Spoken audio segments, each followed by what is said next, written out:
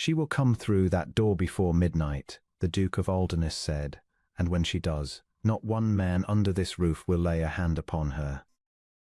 The innkeeper of the Grayling Arms turned his hat round and round in his fingers and said nothing at all, which Anselm counted a species of wisdom. Rain had been falling on the North Road since noon. It came at the windows in long grey sheets, and with every hour the ditches ran deeper and the horses went slower, and with every hour Anselm sat by the fire with his gloves still in his hand and did not move. He had learned patience the hard way. In rooms where moving first had cost him a great deal. 11 days he had spent arranging this night. A coachman on the Hollowford stage had been paid to remember one particular face, and to forget one particular pursuit. A turnpike keeper had 5 guineas in his coat to raise his gay after dark, without questions, for any woman travelling alone. A chambermaid at the Swan had been told only this, that if a young lady came down asking which road ran north, she was to answer the North Road, and answer it kindly. He had made one path easy and every other path hard, and he had done it without letting his name be spoken once. "You are sure of the turn, your grace?" the innkeeper ventured. "I am sure of nothing," Anselm said. "I have only made it likely." Men called him cold. He had never troubled to correct them. Coldness was a serviceable coat, and he had worn worse ones. It kept the curious at a distance and the greedy at 2. But a cold man may still count hours, and Anselm had counted every one since a letter reached him a fortnight since, in a lawyer's cramped hand, telling him that Miss Sibylla Thorne of Hollowford was to be married on Thursday to Sir Denby Crail. The arithmetic of it had been simple and filthy. Her uncle, Mr. Hallam Thorne, owed £1,100 he could not pay. Sir Denby held the notes. Sir Denby had offered to burn them and had named his price, and the price had a face and a name, and had sat in Hollowford Church 3 Sundays running while the banns were read over her head like a sentence. On Tuesday she had run. Anselm tore his gloves over. He had considered writing to her.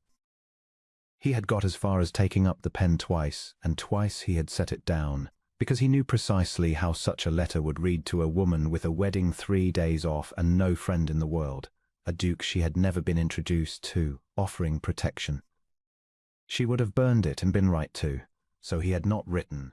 He had built her a road instead, and come to stand at the end of it. The fire dropped. Somewhere above, a door shut, and a maid's feet went along the boards.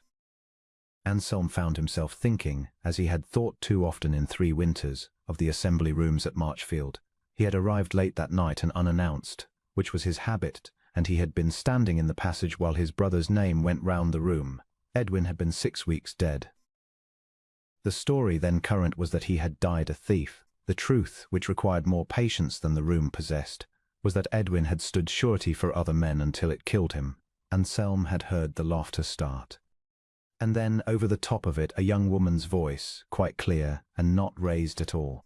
"Whatever the world chooses to say of Lord Edwin Rue, he stood surety for my father when the bank would not, and I will not sit in a warm room and hear him called a thief. He had not gone in.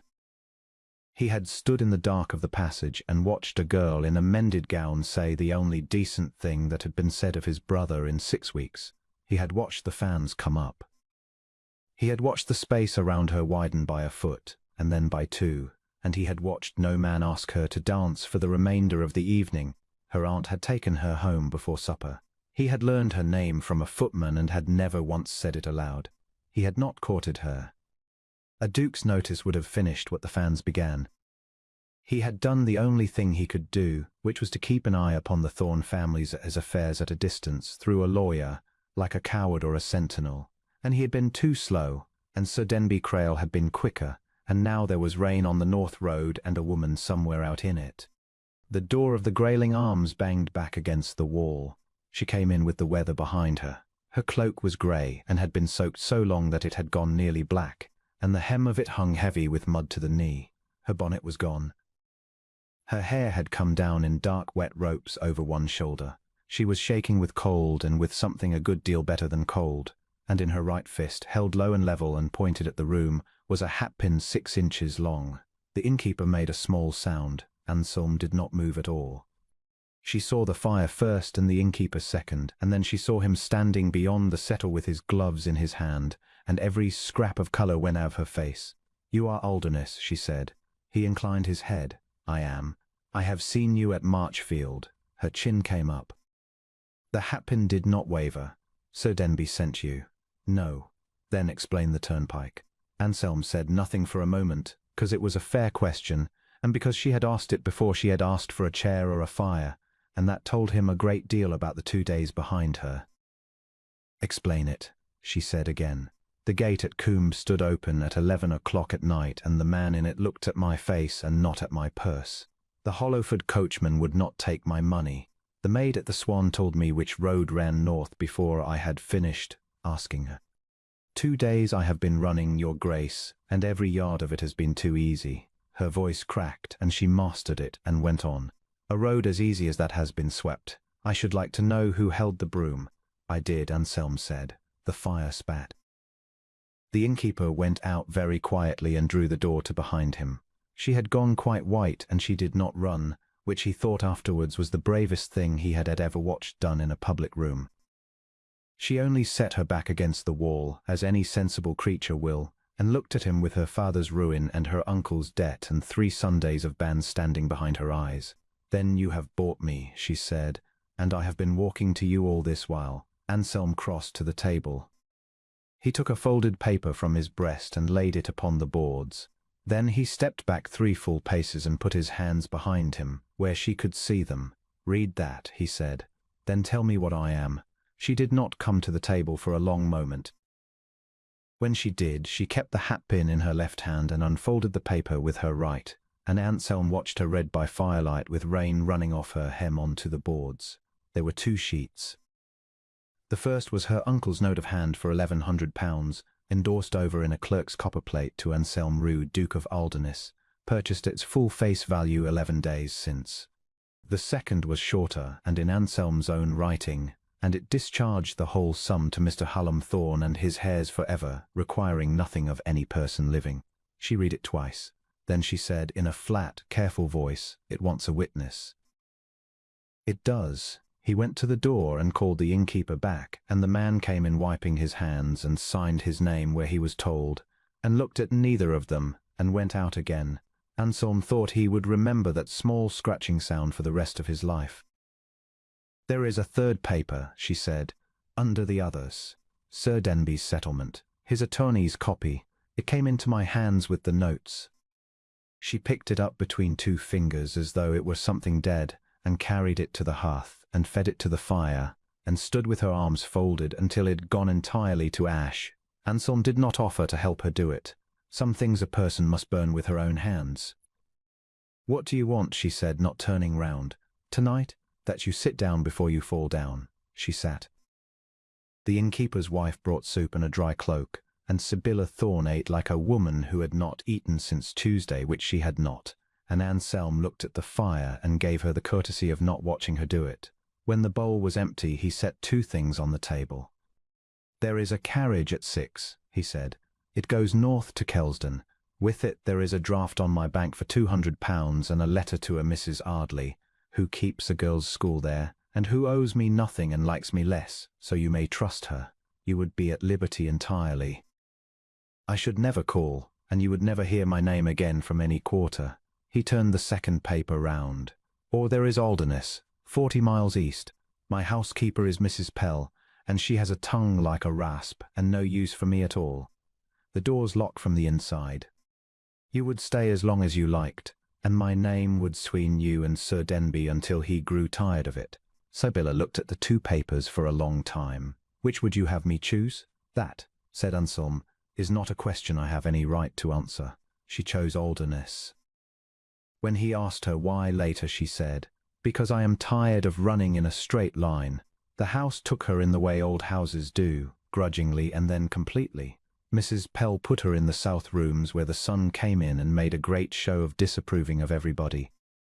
Anselm took his dinner in the library the first week entire, so that she should not have to sit at a duke's table and be grateful, and when he came down on the 8th morning he found snowdrops in a chipped cup on his desk, and a page of the home farm accounts turned back with a pencil line under a figure that had been wrong for 2 years. He did not move the cup. It sat there until the flowers died, and then he had it filled again. Sir Denby Crail came on the 9th day. Anselm received him in the great hall, standing, and did not offer him a chair. Krail was a florid, well-made man who smiled easily, and he spoke of his promised wife and of a young lady's nerves and of the folly of women, and Anselm let him get to the end of it. "Mr. Thorn's notes are discharged," Anselm said. "You are owed nothing by any person in this house or in Hollowford. There is no promise. There was never a promise. There was a purchase, and the money has been returned to you with interest, and my attorney has your receipt." The smile stayed where it was. By Friday, Krail said pleasantly, "Every drawing-room between here and London will know that Miss Thorne spent a night at an inn and 9 days beneath a bachelor's roof." "Say it where I can hear it," Anselm said, "and I will answer it in the Lords and the newspapers, and afterwards at whatever hour and place you find convenient. Consider how it will sound. Read aloud, Sir Denby. That you bought a gentleman's debts in order to purchase his niece, and that when the debt was paid you thought the girl still yours." He rang the bell. "The road south is not swept. You will find it rough going." Krail went. Anselm turned and found Sibylla halfway down the staircase with her hand on the rail, and knew that she had heard all of it. She sat down on the stair. "Why," she said, "you have never spoken 20 words to me in your life. Why me?" So he told her about Marchfield, the passage and the laughter, and a clear voice saying his brother's name as though it were still worth something. He told her that no man had asked her to dance for the rest of that evening, and that he had stood in the dark and let it happen, because his notice would have made it worse, and because he had been a coward in a very well-cut coat. "You did not know I was in the passage," he said. Her hands were shaking. She looked at them as though they belonged to somebody else. "I was not brave," she said. "I was angry. I have found the two are often the same coat, worn different ways." The next morning he had the travelling carriage brought round to the door, with the draft and the letter to Mrs. Ardley laid upon the seat, and he stood in the courtyard in the cold with his hat in his hand. "It stands," he said. "Kelsden and £200, and never a word from me again. I would rather you took it than that anyone alive, including you, could say a road was swept." Sibylla came out onto the step in Mrs. Pell's borrowed shawl. She looked at the carriage a long while. Then she went and shut the door of it with a small definite click, and came back and stood in front of him. "You have arranged a great many roads, your grace. I will not arrange this one." "Then arrange nothing," she said, "and say the thing plainly, as you have said everything else." He found that plainness was harder than he had supposed. "I have watched you for 3 winters," Anselm said, "and never once been properly introduced. Miss Thorne, my name is Anselm." She laughed, and her eyes were wet, and the sound of it went through that grey courtyard like a window opening. "Then ask me in the morning, Anselm, when I am not standing in the rain," she said, "and ask me again afterwards. I mean to say yes twice." They were married in March in the chapel at Alderness, with Mrs. Pell weeping furiously and denying it, and the bride carrying snowdrops because there was nothing else out yet and she would have nothing else. Her uncle came and was forgiven more than he deserved, which Anselm thought was very like her. The world went on calling him the cold Duke of Alderness. He permitted it. It kept the curious at a distance and the greedy at 2. And not one of the people who said it had ever stood in the long gallery at dusk and watched him set down his pen and turn, without being called, at the sound of his wife crossing the room,